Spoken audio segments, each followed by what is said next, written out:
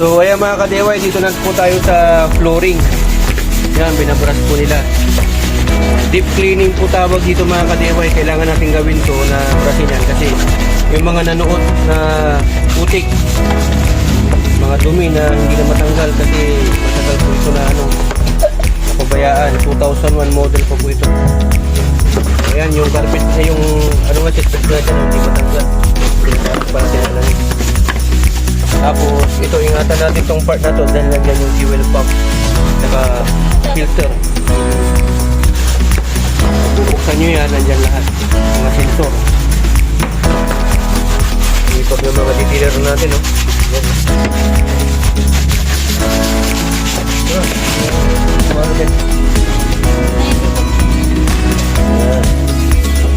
Ito yung wire nung alarm natin, original. Okay.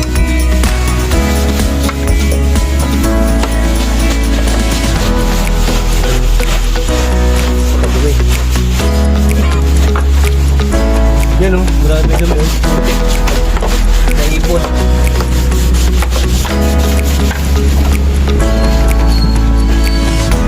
Okay.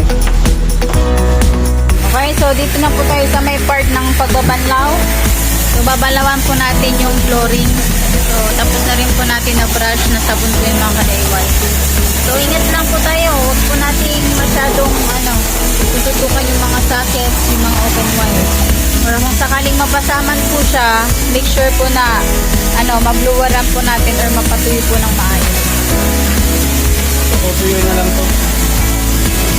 Hindi parang may putik ko eh.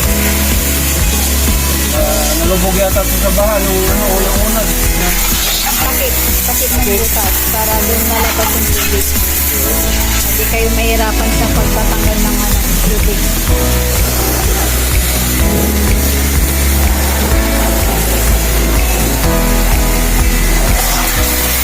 So, tinanggal yung computer sa mga server module.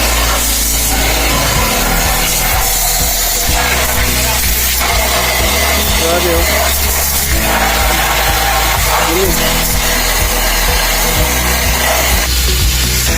Pitik, may pitik.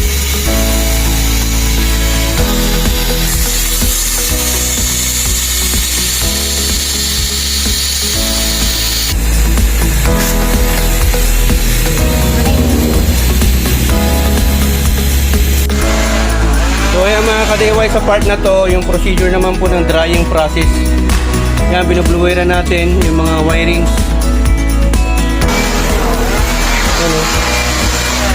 Nabaha po kasi ito, nalubog sa baha, kaya deep cleaning ang ginawa natin. Tinanggal natin yung carpet para makita natin kung makalawang na o maputik. Yung kanina, nilinisan natin, maputik.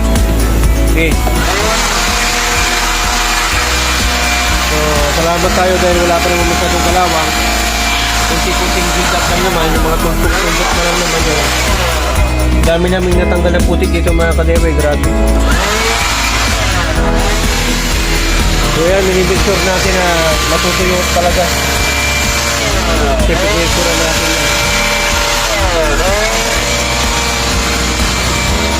Ayan, so dito naman tayo sa roof niya mga ka-DIY. Nililinisan din natin, wala pa naman siyang kalawang, pero make sure na pag maintenance na skilling, nililinisan din natin yan.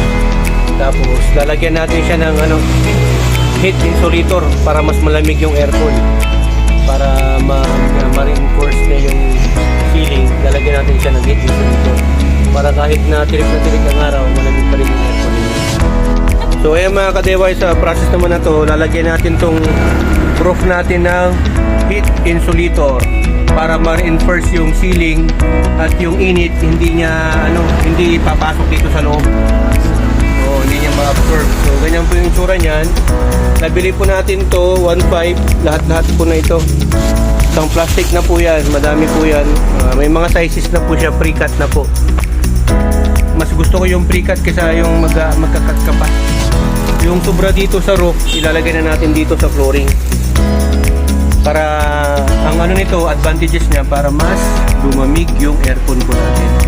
Hindi mahirapan na palamigin yung buong loob ng sasakyan. Yan. So ano po yan, double-sided na rin po yan. May piece na po siya. Hindi po yung sticker ha. Fix na po yan. Ganyan lang po. Ito yung update mga ka-DIY. Kung saan naglalagay tayo ng heat insulator dito sa Toyota Corolla Altis 1.8G natin for sound deadening and yes, para hindi masyadong pumasok yung init ng araw hanggang dito sa flooring. Yan. So yan mga ka-DIY, malapit na tayo matapos. Yun no. Ganda ng ano niya oh. Ayan, tapos sa harap na tayo.